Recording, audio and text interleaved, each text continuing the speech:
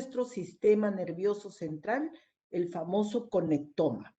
Y el conectoma es un grupo de redes de neuronas interconectadas en el cerebro que se van a encargar de muchas funciones: movernos, pensar, sentir, calcular, y entre otras, las más relevantes son las funciones intelectuales o cognitivas.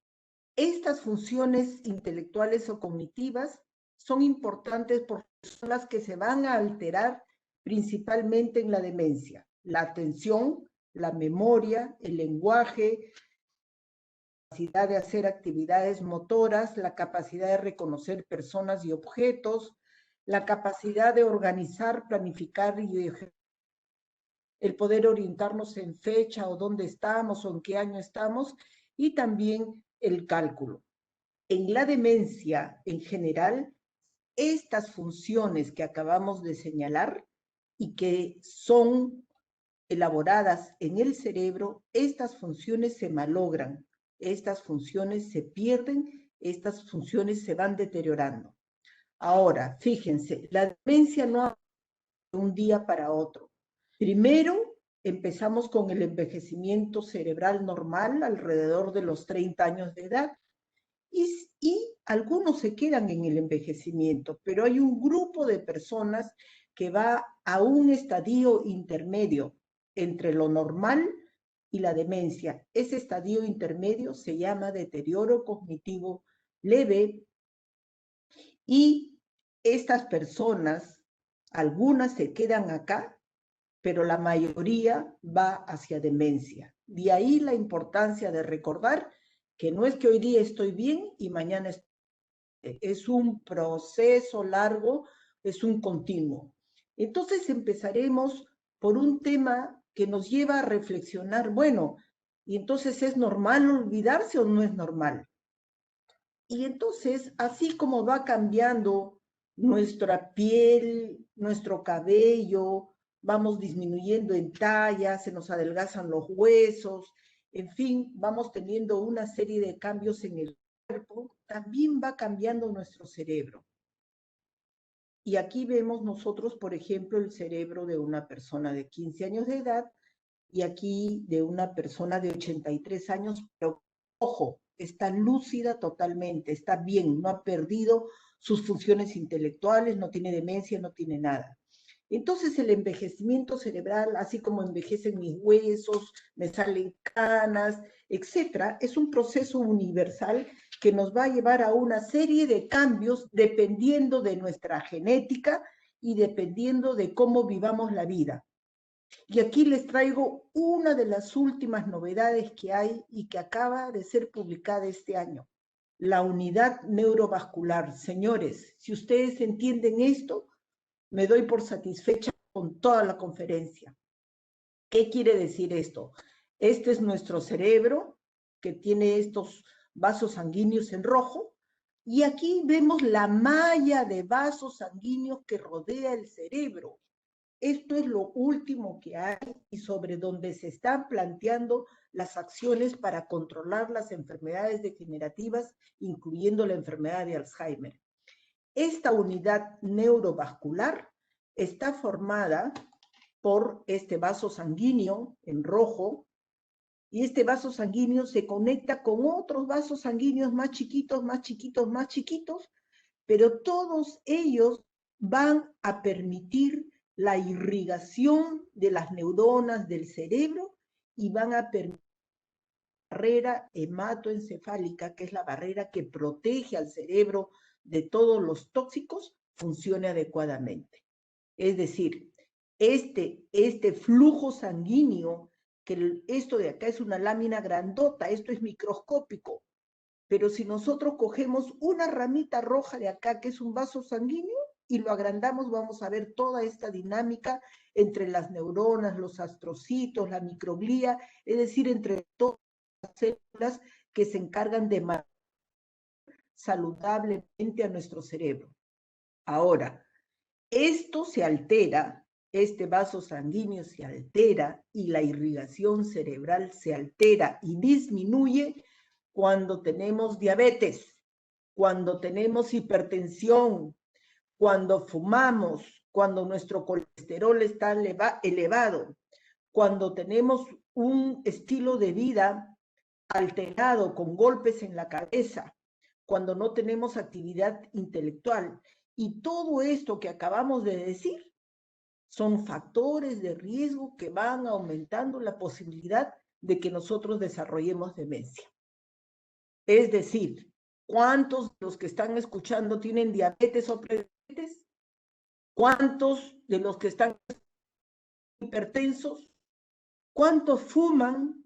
¿Cuántos comen inadecuadamente y tienen un colesterol elevado? Y muchas veces comen bien, pero igual el colesterol está elevado, pero se están haciendo sus controles.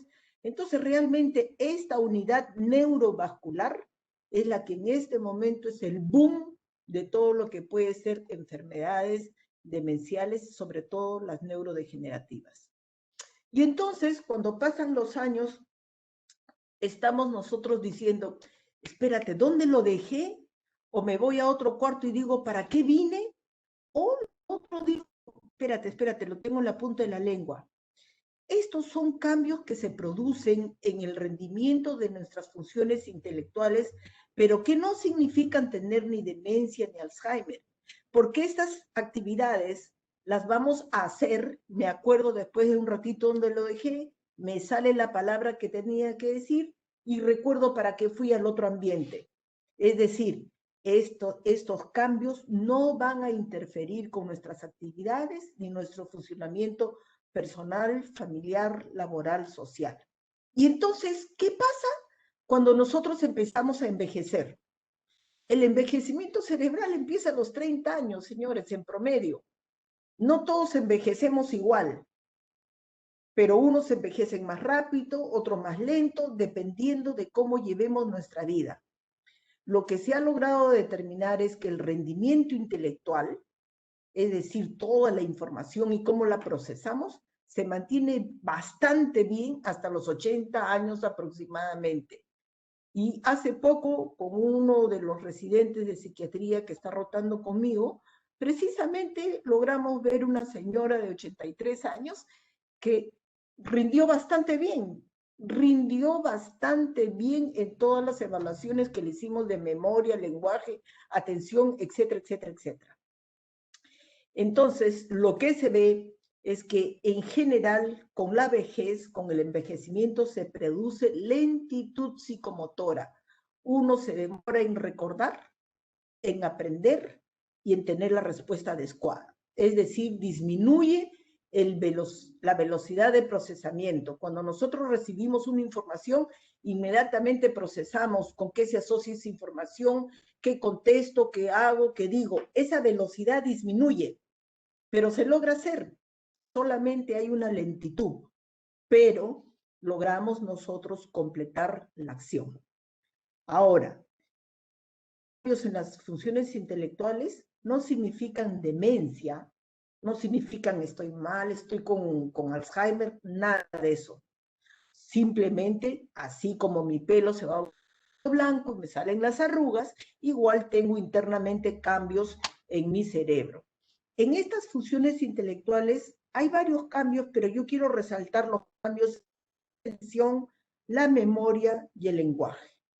Fíjense, la atención es lo que ustedes están haciendo, o espero que la mayoría esté haciendo. Es decir, centran su actividad mental en un punto determinado y por un tiempo determinado. Puede sonar el teléfono, pasa el carro, el perro ladra, pero ustedes están interesados en el tema y están en lo que yo les voy diciendo. Esta atención puede disminuir,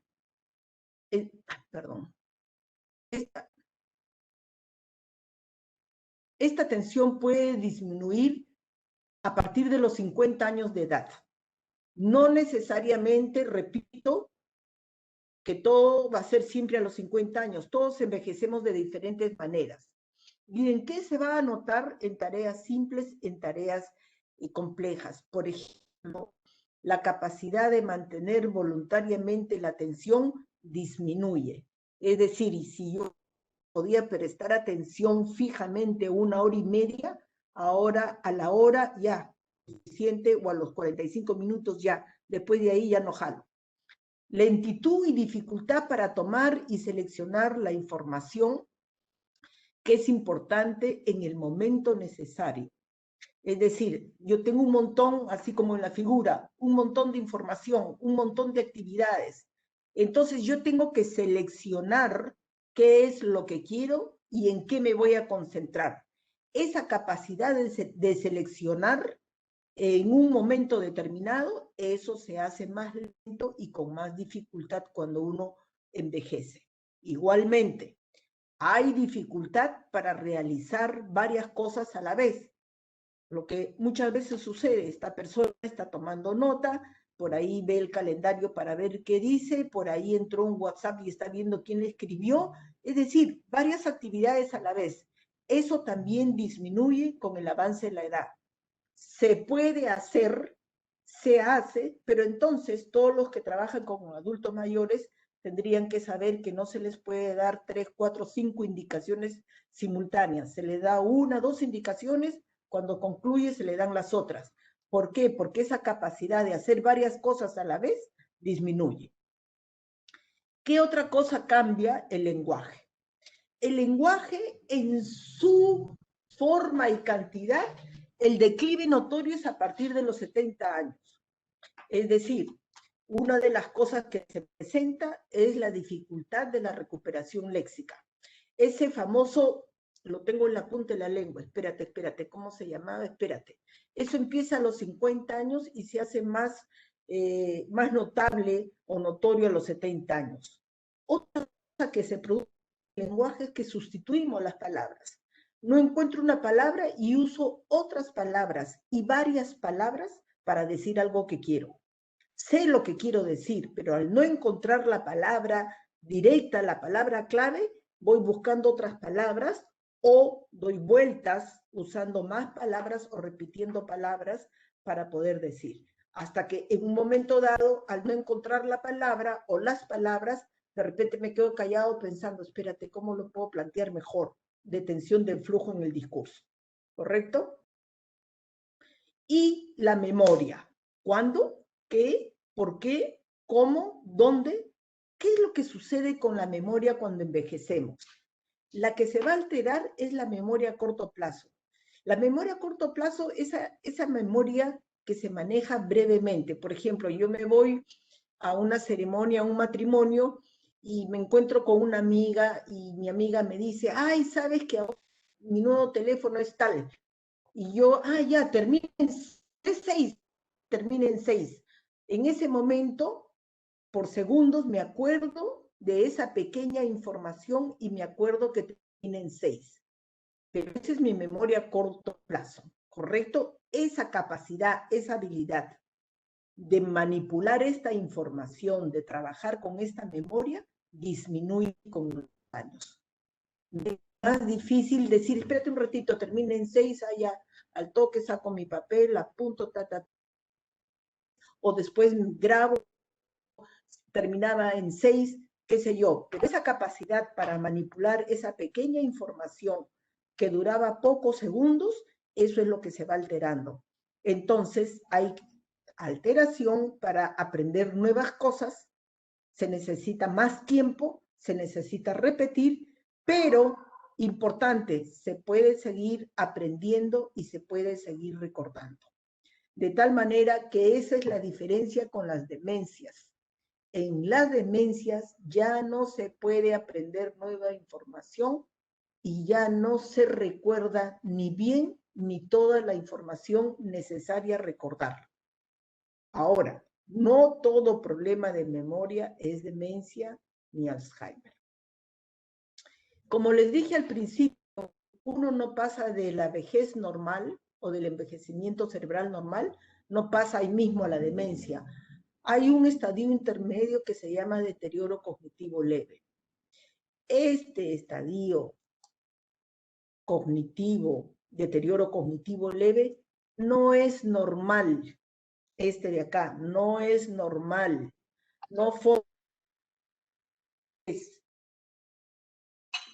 No se acepta.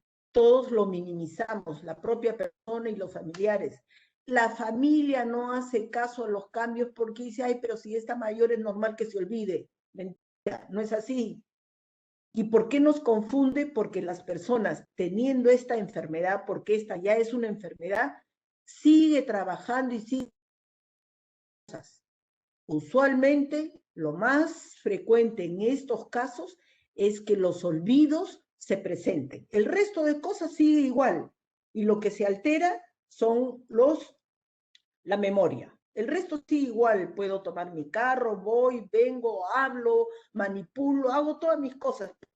Empiezo con los olvidos. Entonces, si la persona es mayor, la familia cree que es parte de la edad y no es así. Y el propio paciente, cuando tiene este problema, lo minimiza yo, como la figura, yo no tengo nada. Y lo minimiza porque la respuesta es, pero si yo sigo caminando, cocino, lavo, plancho, tomo el carro, recojo a mi nieto del colegio, etcétera. Pero ya se instaló esto. Este es el momento de hacer el diagnóstico y el tratamiento. Usualmente las personas que tienen este diagnóstico, en general, van a las actividades de la vida diaria conservadas. Es decir, son independientes totalmente, pueden hacer, si saben cocinar, van a cocinar, si son profesores, van a seguir dando sus clases, si son taxistas, pueden seguir conduciendo. Pero cuando ya uno les hace la evaluación, empieza a encontrar las alteraciones y lo más frecuente son relacionadas a la memoria. Entonces, señores, recuerden, una cosa es envejecimiento cerebral normal, donde hay lentitud para aprender y lentitud para recordar, y otra cosa es el deterioro cognitivo leve, que ya es una enfermedad y en la que la memoria empieza a fallar y cada vez falla más. Si antes eran olvidos ocasionales, ahora los olvidos son más frecuentes y los olvidos ya empiezan a repercutir en la vida de la persona. Entonces ya eso ya no es normal. Luego entramos a demencia. ¿Y qué cosa es demencia? La demencia es una enfermedad que va a afectar nuestro cerebro. No es se produce en esta enfermedad el deterioro de las funciones intelectuales. Es decir, se malogra la memoria, la orientación, el lenguaje, se malogra la capacidad de planificar, de organizar, de ejecutar. Además de eso, van a haber cambios, alteraciones en la conducta y en las emociones. Las personas se vuelven ansiosas, estresadas, deprimidas, agresivas, salen los celos, la desconfianza, me roban, me cogen, no es así, se vuelven irritables, pelean por todo. Y asociado a eso también empieza un deterioro en el funcionamiento laboral, personal, familiar, social. Ahora me peleo con toda mi familia, ya no puedo cocinar tan bien como antes, no puedo dictar la clase como antes, a nivel personal, convertido en una persona estresada, que ya no puede rendir como antes y por lo tanto se muestra estresada, ¿cierto? Entonces, esta demencia se ha vuelto ahora una epidemia, sobre todo en los adultos mayores, y hay ahorita muchos países, sobre todo desarrollados, que están luchando para encontrar sobre todo un programa de salud pública que permita diagnosticar, prevenir y tratar a tiempo esta dolencia, porque cuesta millones de millones de millones de dólares. ¿Qué es lo que vemos nosotros estadísticamente? Que la demencia en rosado, ustedes pueden ver en rosado, cómo está aumentando la cantidad de personas con demencia en los países de bajos y medianos recursos, como el Perú, ¿no? El Perú es un país de bajo y mediano recurso y se calcula que para el 2030 van a haber 52 millones de personas con demencia. Imagínense todo el Perú y más grande, porque en el Perú solamente estamos alrededor de los 30, 33 millones, entonces un Perú y medio con demencia, y eso sigue aumentando y va a seguir aumentando y va a seguir aumentando y va a seguir aumentando. En cambio, en los países de mayores recursos, esto más o menos se va a mantener estable. ¿Por qué está aumentando tanto acá? Porque nosotros hemos empezado a tener enfermedades crónicas a cambio de las enfermedades infecciosas y a vivir más tiempo. Estos son estudios hechos por la suscrita, donde encontramos que en la zona urbana la prevalencia de demencia es cerca del 100%, o sea, 10 personas de 100 tienen demencia, y en la zona rural más bien esto está alrededor del 6%. Ahora, ¿por qué es que nosotros hacemos demencia? ¿Por qué vamos perdiendo nuestras facultades intelectuales? ¿Cuáles son los factores de riesgo? Miren, señores, aquí se hizo un estudio muy interesante. Vamos a centrarnos aquí en Latinoamérica, en el rojo, ¿ya? ¿Y qué es lo que se encontró? Si nosotros moderábamos estos factores de riesgo, podíamos reducir la demencia hasta en un 56% de casos. ¿Se pueden imaginar el impacto en salud pública? Es decir, disminuir 50% de casos de demencia que van a necesitar curación, medicinas, cuidadores, casas de reposo, etc. ¿Cuáles son esos factores de riesgo? Señores, en la vida temprana, baja educación. A menor educación, mayor riesgo de la demencia. En la vida media, la pérdida de la audición. Si tienen, señores, ustedes pérdida de audición, pónganse audífonos. La presión alta. No esperen a tener 50 años para pensar que podrían tener hipertensión. La hipertensión se está presentando desde los 20 años, 30 años. Hipertensión rápidamente. Obesidad. ¿Cómo está el peso de ustedes? Entonces, esto de acá es como sembrar demencia para cosecharla cuando lleguemos a los 50 años. En la edad ya más avanzada, el tabaquismo, la depresión, señores, no pueden deprimirse, la falta de actividad física, el aislamiento social y la diabetes. Recuerden cuando vimos la unidad neurovascular, hipertensión, diabetes, que van a malograr los vasos sanguíneos. Y justamente este año quisiera trabajar yo con la Asociación Peruana de Alzheimer y con el programa que ayer hemos tenido la oportunidad de conocer, que es la organización OLI. Quisiera trabajar algo para el adulto mayor para prevenir demencia. ¿Se puede prevenir? Sí, señores, demencia. No estoy hablando de Alzheimer, demencia en general. ¿Cuánto podemos prevenir? 56%, demostrado. Esto es lo que tenemos que trabajar. Seguimos. La demencia, ya sabemos que la demencia se caracteriza por la pérdida progresiva de las funciones intelectuales, memoria, orientación, lenguaje, atención, el juicio, etc. ¿No? Eso es la demencia, más el deterioro en el funcionamiento, más cambios en la forma de ser, más situaciones del tipo de emociones como ansiedad, depresión, qué sé yo. Entonces, esas tres cosas que hemos dicho significan demencia, pero la demencia tiene varias causas. Este es un abanico de posibilidades. La principal causa es Alzheimer, pero no es la única. Entonces, podemos sacar este cuadrito de arriba.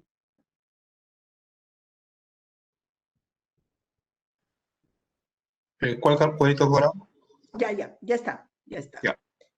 Entonces, bueno, ¿cuáles son las demencias más frecuentes? Si le he puesto con número 1, Alzheimer, es la demencia más frecuente, constituye el 70-80% de los casos.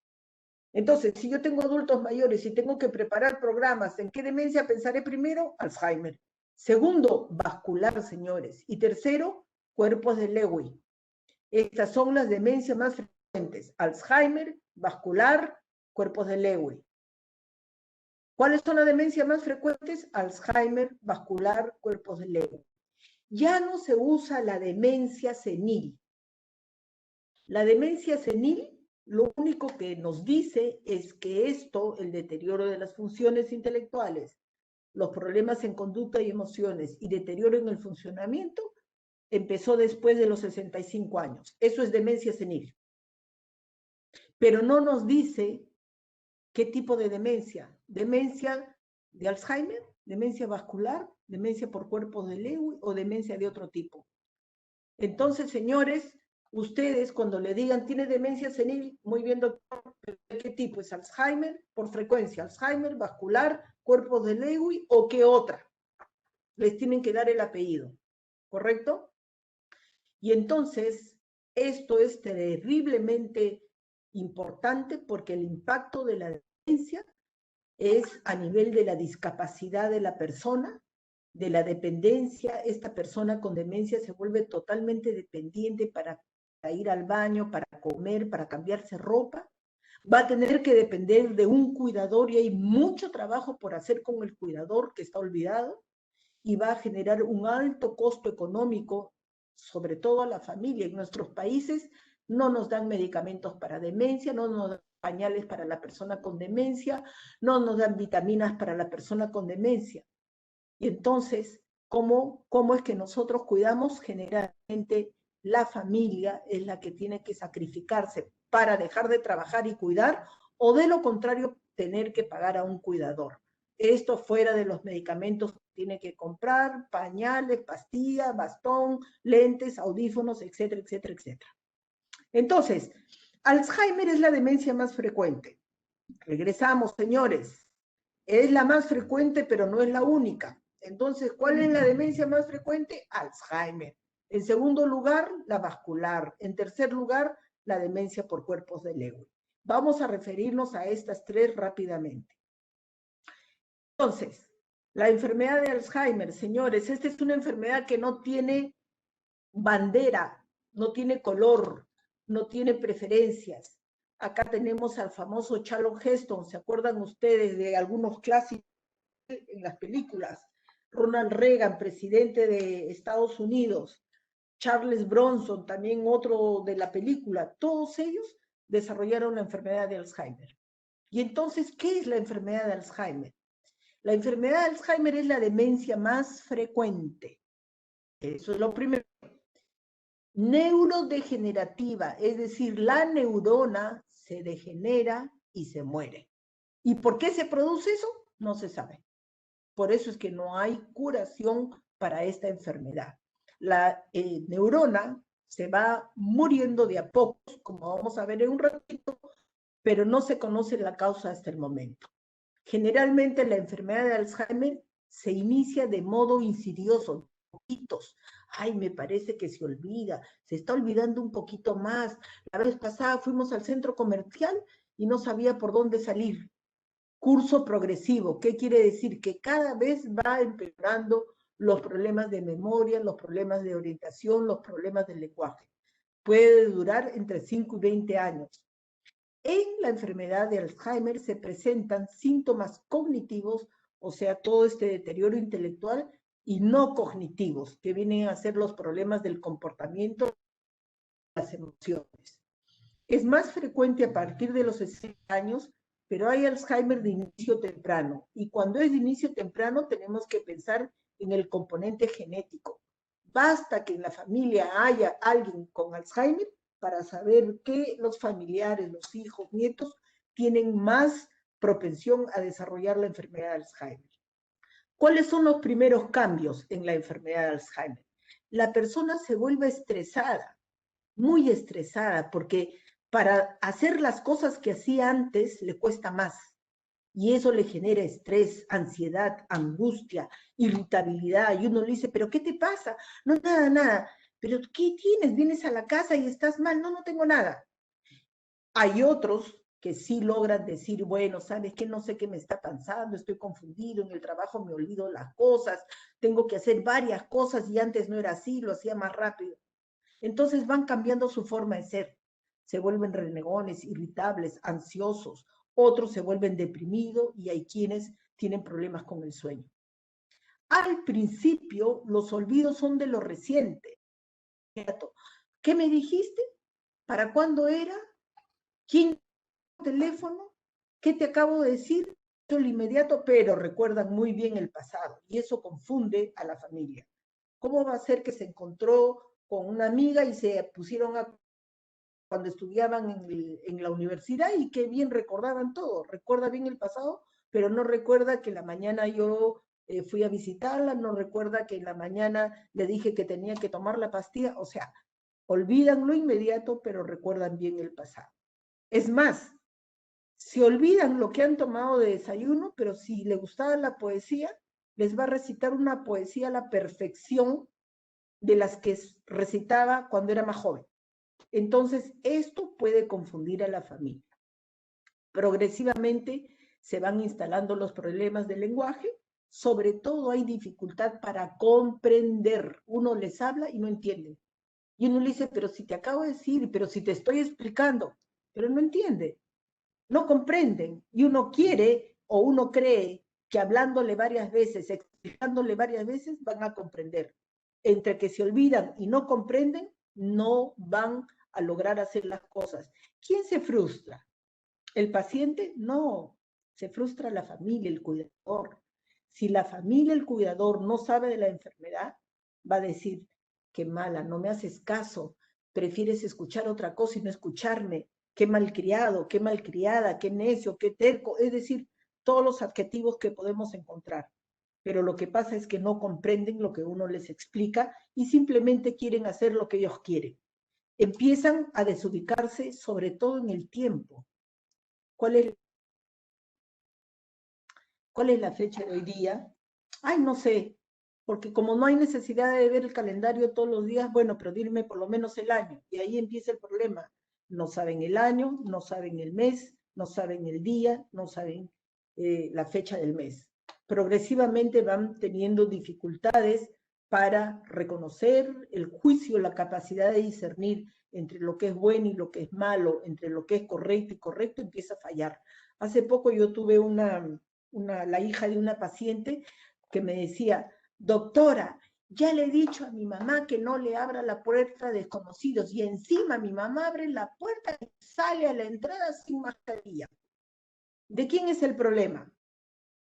El problema es de la hija. ¿Por qué? Porque la señora ya no tiene juicio para discernir si está bien o mal abrirle a un desconocido. Encima se ha olvidado que estamos con COVID y por lo tanto no ve la necesidad de ponerse la mascarilla. ¿Quién tiene que anticipar, manejar estas cosas? La familia. Luego va avanzando la enfermedad y ya van teniendo una serie de alteraciones que van a empezar a quedar en que empiezan a depender de un cuidador para lavarse, bañarse, comer o para poder dormir, porque de lo contrario podrían hasta morirse, ¿no es cierto? Y entonces aquí tenemos las alteraciones que se van dando a lo largo de los años, ¿no? Inicialmente hay dificultad para encontrar palabras o para encontrar los objetos, después ya el trabajo se va complicando y poco a poco se van alterando algunos otros actos, como por ejemplo dificultad con los vueltos, y va avanzando esto, dificultad para elegir correctamente su ropa, dificultad para bañarse, necesita asistencia en el servicio higiénico porque si no se va a limpiar mal, ya se le empieza a escapar la pila, la incontinencia fecal, después el lenguaje disminuye y se empobrece totalmente hasta que pasado un tiempo se quedan realmente como personas que ya no pueden valerse por sí mismas en nada. Como les decía, esta enfermedad lamentablemente puede durar hasta 20 años. ¿Qué es lo que más perturba o une la familia y que es motivo de consulta? Los síntomas conductuales y emocionales. La persona con Alzheimer se agita. Quiero irme, esta no es mi casa, ya me tengo que ir, mi mamá me espera. Por supuesto, nada de esto es cierto, ¿no es cierto? Pero se vuelven irritables, sobre todo cuando uno los confronta, ¿no? Pero ¿cómo ya tu mamá murió? Y entonces se irritan, ¿por qué me dices eso? Eso no es verdad. Se vuelven agresivos, insultan, pueden querer pegar también. Hay quienes también se vuelven celosos, empiezan a celar a la esposa hasta con el nieto, hasta con el hijo. También creen que le hacen daño o que le están robando sus cosas.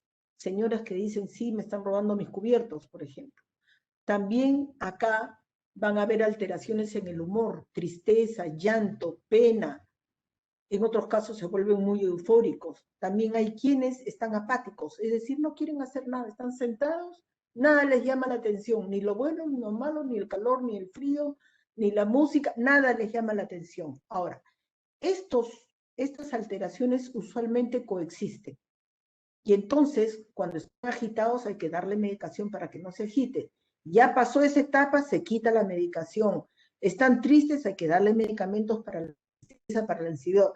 Pasó esa etapa, se quita. Y así el médico experto tiene que ir revisando porque no se puede sobresedar a los pacientes con medicamentos para los problemas de conducta.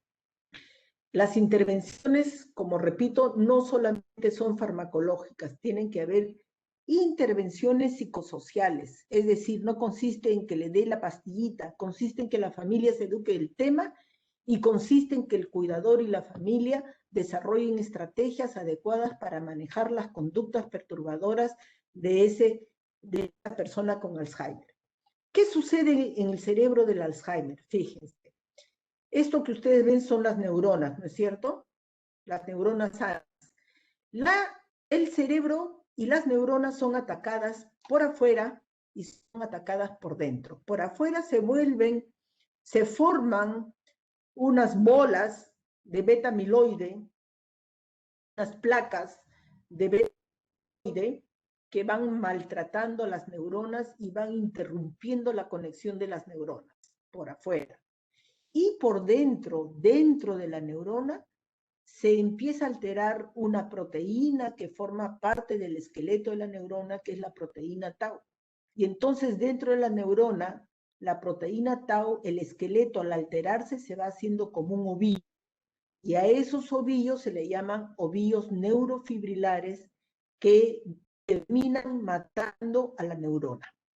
Van desplazando todos los elementos importantes de la neurona, que es una célula, hasta que la matan. Entonces, en el cerebro de la enfermedad de Alzheimer, lo principal que se produce son estas dos cosas: los depósitos de estas placas amiloideas y los ovillos neurofibrilares. La pregunta es, ¿y por qué se produce eso? No se sabe. Lo que se sabe es que la neurona se degenera y muere, la neurona se degenera y muere. Por eso es que se dice la enfermedad de Alzheimer es una demencia neurodegenerativa. Y aquí tenemos, este es un lado normal, esto es cómo se va malogrando, se va perdiendo las neuronas y van quedando huecos en el cerebro. Si uno ve con el microscopio, vamos a ver acá la placa de beta-amiloide, perdón, la placa de beta-amiloide, y aquí vemos los ovillos neurofibrilares. Acá lo vemos mejor. Esta es una parte del cerebro normal y acá, por ejemplo, esta estructura de acá es el hipocampo, que tiene que ver con la memoria reciente. ¿Qué me dijiste? ¿Dónde lo puse? ¿Qué dije yo? ¿Para cuándo era? Cuando da la enfermedad de Alzheimer, todo el cerebro se atrofia, van muriendo las neuronas y se mueren estos centros importantes. Esto, por ejemplo, es de una persona con Alzheimer que lamentablemente cuando uno le pide el reloj ya no lo puede dibujar. Miren cómo hace: 1, 3, 4, 5, 6, 7, 8, 9, realmente mal. Pero lo interesante de esto, fíjense, es que si ustedes tienen 35 años o más, sobre todo 40 años o más, no dejen de hacerse un despistaje. ¿Por qué? Porque ese despistaje, sobre todo si tienen algún familiar con demencia senil, como se le llamaba antes, o arteriosclerosis, como se le llamaba antes, o Alzheimer, miren lo que es en el cerebro. Uno está bien, está normal, está trabajando, haciendo sus cosas, pero ya empezó a desarrollar la enfermedad. Aquí están los depósitos en rojo, el depósito de esas placas amiloideas, y empieza también esos ovillos neurofibrilares. Esto llega a un límite en que ya la persona empieza con el deterioro cognitivo leve. ¿Se acuerdan de ese estadio intermedio? Aquí empieza, me estoy olvidando y cada vez me olvido más, pero sigo trabajando, sigo haciendo mis cosas. hasta que finalmente el cerebro no da más. Y aquí viene ya el problema de que ya no pueden funcionar adecuadamente. Aquí es cuando la familia dice, doctora, ya se olvida de todo, ya no puede hacer sus cosas, etc. Pero ¿cuánto tiempo antes empezó esto? Lo que se ha descrito es que esto empieza entre 15 y 30 años antes de que ustedes vengan al consultorio. Me estoy olvidando, a veces me desoriento, me desubico. 15 a 30 años antes. Entonces, señores, si alguno de ustedes tiene 30 años o si tienen familia que tiene, tiene enfermedad de Alzheimer o demencia senil, ustedes háganse una primera prueba basal de despistaje y después anualmente hay que hacer para ver en qué momento se da el cambio.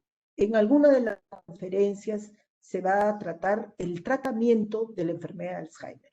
Los nuevos medicamentos precisamente están diseñándose para este estadio, cuando el día es leve. Entonces, señores, no lo dejen porque ustedes pueden tener esa oportunidad. ¿Cómo se diagnostica la enfermedad de Alzheimer? Tiene que hacerse un médico experto que conozca del tema, tiene que hacer una historia clínica y de preferencia con un informante confiable. Porque si uno le pregunta al paciente, o niega o minimiza, y entonces no vamos a tener la información. Tiene que haber una evaluación neuropsicológica, que es una psicometría de las funciones intelectuales, exámenes de laboratorio para saber que ese problema de memoria no se trata de un problema metabólico, nutricional, imágenes igualmente para ver cómo están los hipocampos, para ver si no hay tumores, bioquímica del líquido cefalorraquídeo, no es lo usual, pero sí se hace, y el seguimiento. Aquí tenemos, por ejemplo, en la evaluación neuropsicológica, uno le pide al paciente, señor, por favor, usted haga una secuencia. Este es el ejemplo. Número y letra. Primer número, primera letra. Segundo número, ¿qué cosa le corresponde? ¿Qué hace el paciente? Se va del B al 2 y del 2 a 3, cuando lo que correspondería era 1B, 2C. Igualmente, uno le pide que copie el cubo. Y entonces esto es lo que hace. Esto de acá. Es decir, aquí tenemos alteración de las funciones ejecutivas, la capacidad de organizar, planificar. Aquí tenemos alteración en la visoconstrucción y nos va diciendo las partes del cerebro que están siendo malogradas. Esto de aquí es la parte frontotemporal, esta es la parte de desorganización parietal. Aquí abajo tenemos, señor, dibuje un reloj. Y miren lo que hace.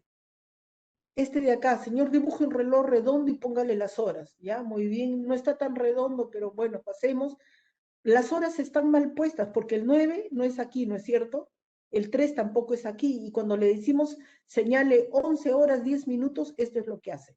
Pone las agujas sobre el 11 y sobre el 10. Esto, que parece algo simple, nos da una riqueza inmensa del deterioro que va teniendo la persona y las zonas del cerebro que están tomadas. En la enfermedad de Alzheimer, lo que se altera inicialmente y rápidamente es el hipocampo. Y aquí tenemos el hipocampo, que significa caballitos de mar, como está totalmente atrofiado, y esto ya se hace, nosotros lo hacemos, yo lo pido siempre, volumen hipocampal, porque esto ya es una prueba biológica de la alteración. Tenemos resonancia magnética, donde va a ver cómo está la atrofia, cómo está la parte. Y cuando ya la persona muere, lo que se hace es una evaluación neuropatológica donde se ven los estadios de Bragg de acuerdo a la cantidad y ubicación de las placas y los ovillos neurofibrilares. Ahora vámonos con la demencia vascular rápidamente porque el tiempo se nos va. Y fíjense, una de las grandes líderes de Inglaterra, Margaret Thatcher, ella tuvo demencia. Parecía que era Alzheimer, pero ella sufría de muchos problemas cerebrovasculares. Pareciera ser que ella desarrolló una demencia mixta. Lo interesante es que ella murió de un derrame cerebral, es decir, un problema cerebrovascular. Y entonces, ¿qué es la demencia vascular? La demencia vascular es el deterioro intelectual que se produce como consecuencia de las lesiones cerebrovasculares, ya sean isquémicas, donde no pasa mucha sangre, o hemorrágicas, donde se revienta un vaso y el cerebro se inunda con sangre. Es la segunda en frecuencia después de Alzheimer y es más frecuente en varones. El inicio es limitado y el deterioro se da por pasos. Es decir, no es como en el caso de Alzheimer, que es un inicio insidioso que uno no puede precisar cuándo empezó todo esto. Uno calcula, dice, bueno, hace un año que yo no te olvido, pero bueno, a veces 2 años, pero no pueden precisar. En cambio acá sí podemos delimitar el inicio, ¿no, doctora? ¿Sabe qué? Tuvo un derrame cerebral, un infarto cerebral, y a partir de ahí empezó el problema con su atención, etc.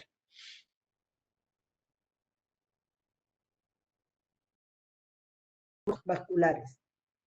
El cerebro accidente, el cerebro vascular, significa la interrupción o bloqueo del riego sanguíneo, es decir, una parte del cerebro disminuye en su irrigación.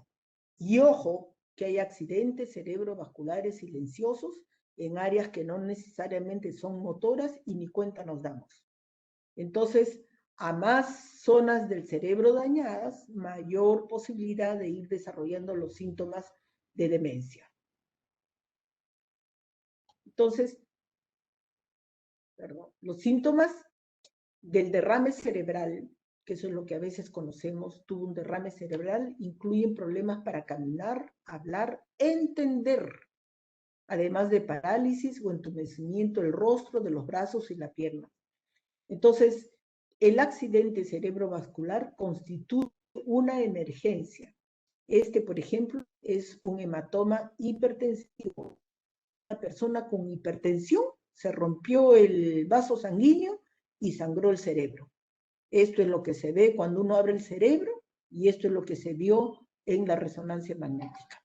Entonces, hay que pensar en un accidente cerebrovascular cuando súbitamente, bruscamente se presenta debilidad facial, debilidad en el brazo o en las piernas, problema en el habla, pérdida de visión, confusión, dificultad para entender. A veces esto presenta.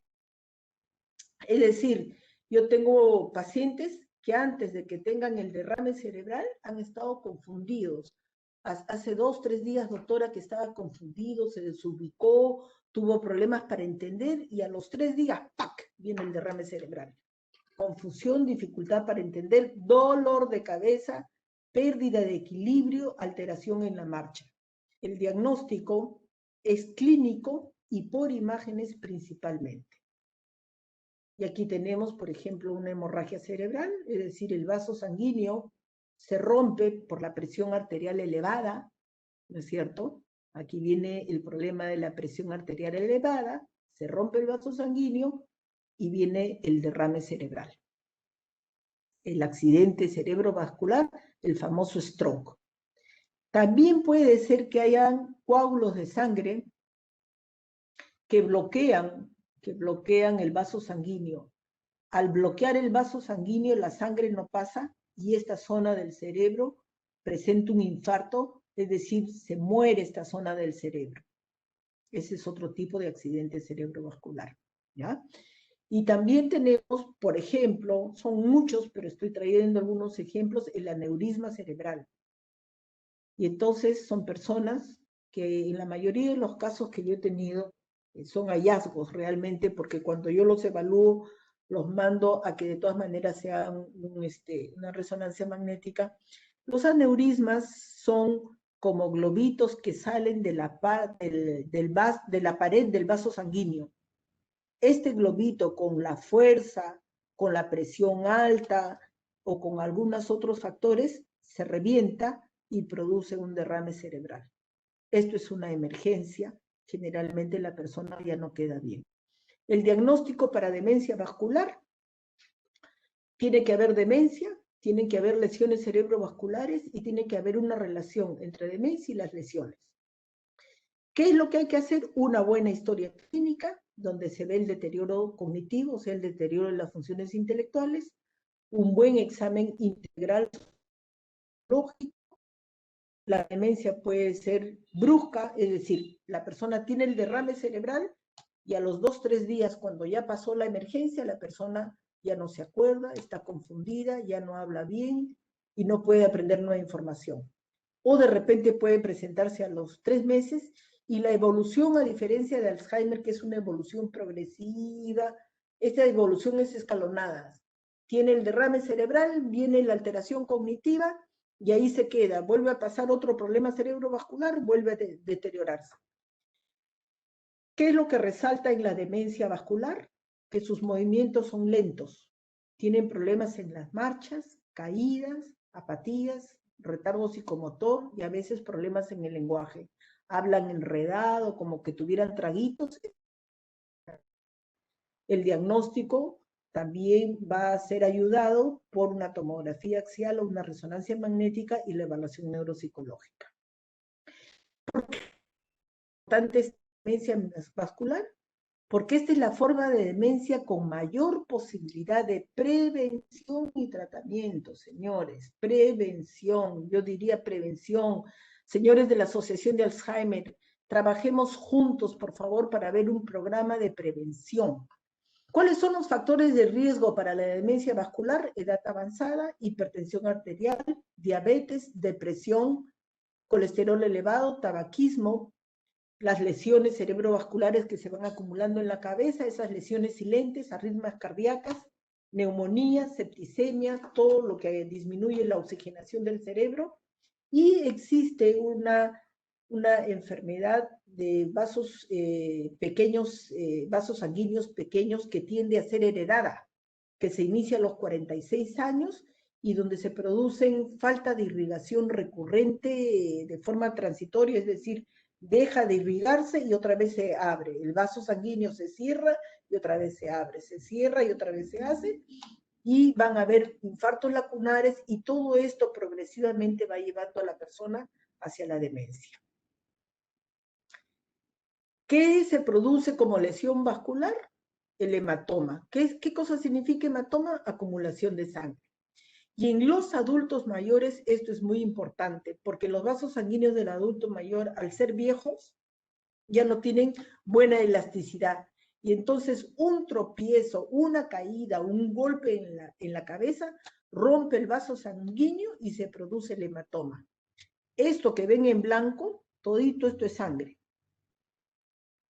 ¿Ya? Es decir, la persona se cae y empieza a sangrar, sangrar, sangrar, sangrar, sangrar, sangrar. A veces, por eso les dicen, si se ha golpeado la cabeza y ha perdido el conocimiento, mejor, que hay que mantenerlo despierto, etcétera, etcétera, 24, 48 horas, pero a veces esto resulta que en semanas, gota por gota, se va llenando. Acá tenemos el infarto, es decir, cuando la sangre no llega y muere el tejido. En este caso tenemos en el cerebro infartos lacunares que uno ve en las placas. Y cuando esto va aumentando y va progresando y cada vez aumenta más el problema vascular, vamos llegando a la demencia.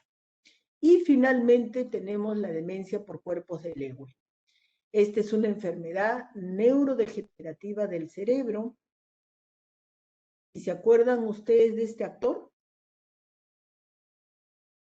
Robin Williams, Dr. Patch.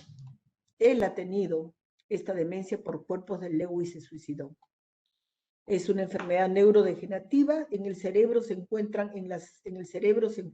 estas inclusiones que se llaman Lewy por la persona que las descubrió, pero se llama cuerpos de Lewy. Es más frecuente en los adultos mayores y en esta demencia se superponen las manifestaciones de Alzheimer y de Parkinson. ¿Qué es lo que sucede? Las funciones intelectuales van a fluctuar. A veces están bien, recuerdan, otras veces no recuerdan. A veces prestan atención, otras veces no prestan atención. Van a tener alucinaciones visuales y estas alucinaciones visuales son muy estructuradas, muy detalladas. Entonces dicen, doctora, yo he visto afuera en el árbol pasaba un montón de personas vestidas de rojo y también había una chiquita con trenzas. Es decir, describen minuciosamente esa alucinación visual y además van a tener el síndrome parkinsoniano. Rigidez, tendencia a la marcha de pasos lentos y caminar hacia adelante, disminución en la expresión.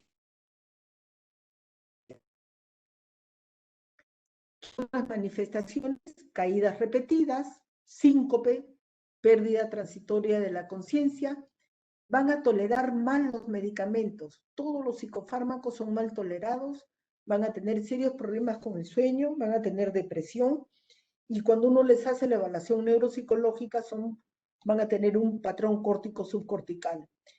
Por ejemplo, es una persona que uno le dice párese y se para derechito. La persona con el síndrome parkinsoniano que se produce en cuerpos de Lewy generalmente va a estar inclinado hacia adelante con la rigidez en los brazos. Y cuando uno le dice camine, lo normal es esto, ¿no? El balanceo de los brazos, el paso amplio, firme, ellos no. Ellos se van hacia adelante, casi no mueven los brazos, caminan como robotitos. El diagnóstico es la historia clínica, ¿no es cierto? La evaluación neuropsicológica, exámenes de laboratorio, y ya cuando ellos mueren y uno abre el cerebro, se hace el diagnóstico neuropatológico. Bueno, yo creo que con eso, doctor, hemos terminado de tratar rápidamente como un panorama, como un cuadro grande, que es la demencia y las demencias más frecuentes. Muchas gracias, doctora. Tenemos acá algunas preguntas, doctora Guerra. Ya, son algunas preguntas y, por ejemplo, la primera que menciona una asistente es, ¿quiere saber la diferencia entre demencia senil y demencia vascular? Nuevamente, repito, a ver, eso a la señora le diría que simplemente expliqué mal o ella no me ha prestado atención. Pero cuando empezamos todo esto, yo les comenté a ustedes que la demencia significa deterioro de las funciones intelectuales.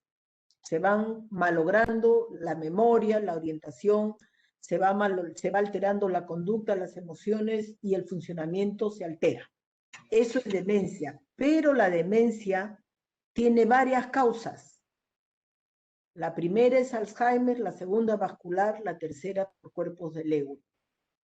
Entonces, si yo digo demencia senil, yo quiero simplemente significa que todas estas alteraciones se producen después de los 65 años, pero no nos está diciendo cuál de estas es. Por lo tanto, la demencia senil puede ser Alzheimer, puede ser vascular, puede ser cuerpos de Lewy, puede ser metabólica, puede ser nutricional, puede ser tumoral.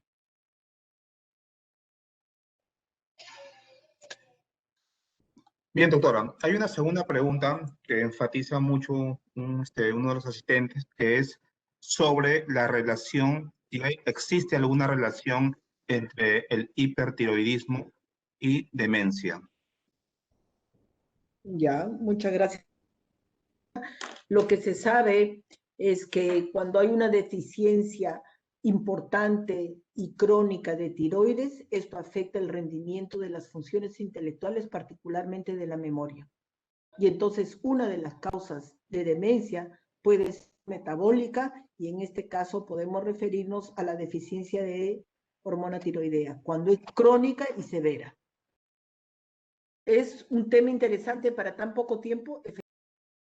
Ya le van a poner los teléfonos tanto de la asociación para que ustedes puedan llamar y puedan hacerse ahí los despistajes. Y ahí se les da la primera orientación. Acá hay una muy interesante. Mi madre y dos de sus hermanas padecieron de demencia senil. Seguramente era el Alzheimer. Escuché por ahí que se hereda. Efectivamente, se hereda. Y no solamente se hereda como Alzheimer, por eso es urgente el control a partir de los 40 años, sino que en la familia puede aparecer síndrome de Down. ¿Alguna otra pregunta? Que lo demás es otra cosa que es muy importante, la estimulación neurocognitiva. No dejen ustedes de estimular su mente, su memoria, sus funciones intelectuales, porque de lo contrario van a caminar rápidamente hacia el deterioro cognitivo. Alzheimer es recomendable ejercitar el cerebro, por supuesto. Existen programas de estimulación neurocognitiva que las tenemos en la Asociación de Alzheimer y también en forma privada, ¿ya? El tratamiento farmacológico, ese es un tema que vamos a tratar ampliamente. ¿Cuál es el tratamiento de la enfermedad de Alzheimer? Ese es un próximo tema que tenemos en agenda para tratar. Cambios en los hábitos alimenticios. Desde el hemos planteado, hipertensión, diabetes, colesterol están asociados con malos hábitos alimenticios. Entonces, si yo tengo familia con diabetes, bueno, pues ahorita me tengo que cuidar en el peso y en lo que como, porque si yo tengo inscrita la enfermedad de Alzheimer, mi estilo de vida inadecuado, comiendo mal y desarrollando diabetes, van a acelerar que el Alzheimer salga. El cannabis.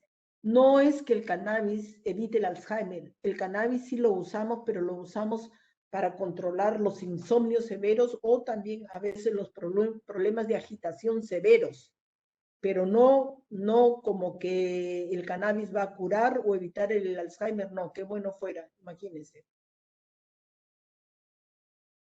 El costo es muy elevada. Los hospitales del Estado cuentan con la medicación, señores, ese es un tema de poner el dedo en la llaga. Salud pública, señores, la salud pública ya está, hemos mucho en televisión acerca de salud pública, en los diarios, etcétera. No hay medicamentos subvencionados por el Estado, ni en MINSA ni en salud. Por eso les decía cuando empecé que la familia se tiene que juntar para ver cómo compran los medicamentos y son caros.